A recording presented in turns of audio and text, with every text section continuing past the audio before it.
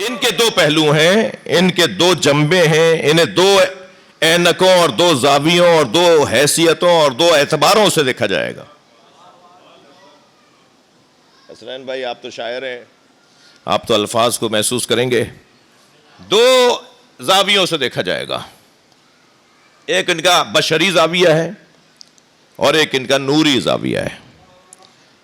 نوری زاویہ تو یہ کہ کچھ بھی نہیں تھا اور ان کا نور تھا، پھر اللہ نے ان کے ایک ایک کے نور سے اللہ نے دنیا کو بنانا شروع کیا۔ جی جنت کو اللہ نے خلق کیا ہے حسن حسین کے نور سے۔ اچھا دوزخ تو علی کے دشمنوں نے بنوائی ہے۔ اللہ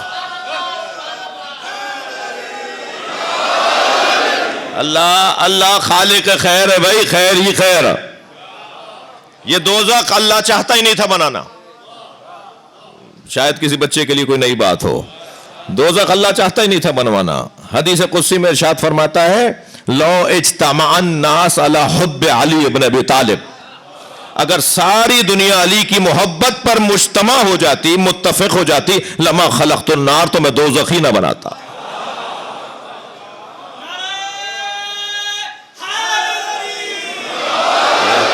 تو اللہ نے جنت بنائی امام حسن و حسین کے نور سے۔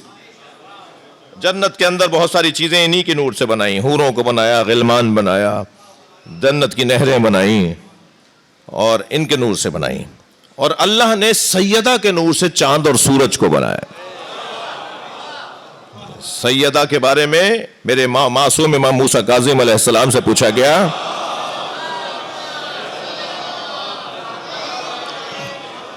کہ بی بی کے کتنے القاب ہیں؟ امام نے اپنی جدہ کے القاب بیان فرمائے، اور پھر ان القاب میں جو لقب زہرا،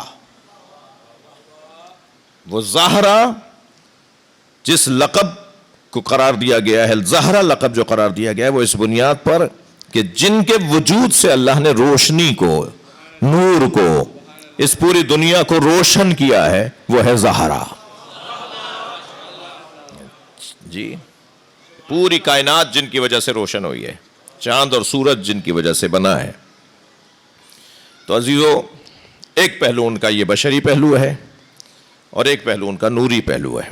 البتہ بشری پہلو بھی، خبردار یہ میری بات سے یہیں کلپ ولپ نہ کاٹ دیا جائے کہ میں نے اتنا کہہ دیا کہ بشری اعتبار سے ہم جیسے ہیں، معاذ اللہ، میں نے یہ نہیں کہا۔ بشری اعتبار سے بھی ان کا بدن مبارک اور ہمارا بدن مبارک ایک جیسا نہیں ہے۔ تھک رہے ہیں آپ میری باتوں سے؟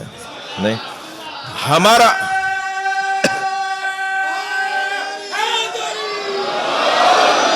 ان کا بدن مبارک اور ہمارا بدن مبارک ایک جیسا نہیں ہے۔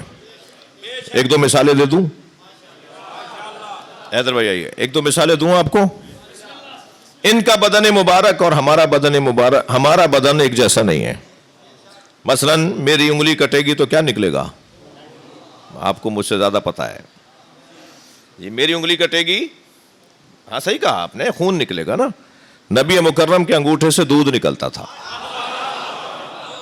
کیا ہوا تھا بھائی؟ کس طرف میں نے اشارہ کیا ہے؟ امام حسین کو بھوک لگی، ایک رونے کی آواز امام حسین نے بلند کی تھی، جناب زہرا اتنے فاصلے پر تھیں کہ دوسری آواز تک پہنچ جاتی۔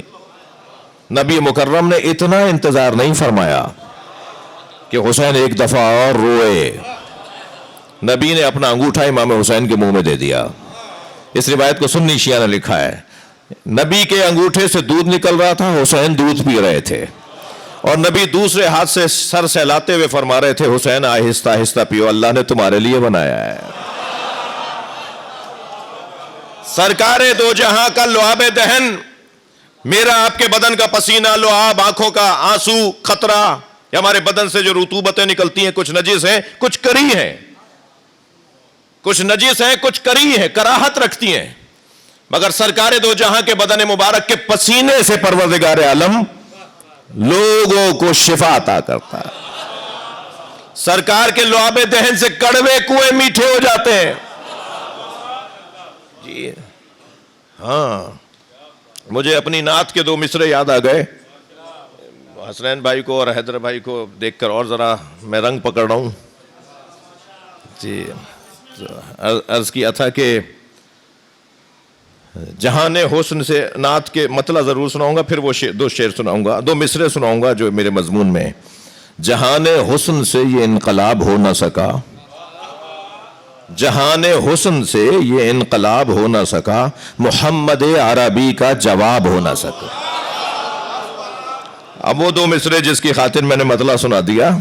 عرق جبین سے لے کر نبی بنائے گئے. عرق عرق پسینہ، عرق جبین سے لے کر نبی بنائے گئے، پھر اس کے بعد پسینہ گلاب ہو نہ سکا. صلوات پڑھ لیں محمد و آل محمد.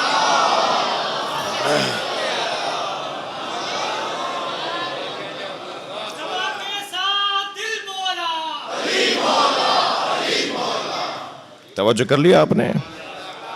تو یہ ہستیاں، ان کے بدن مبارک بھی ہمارے بدنوں کی طرح نہیں ہیں.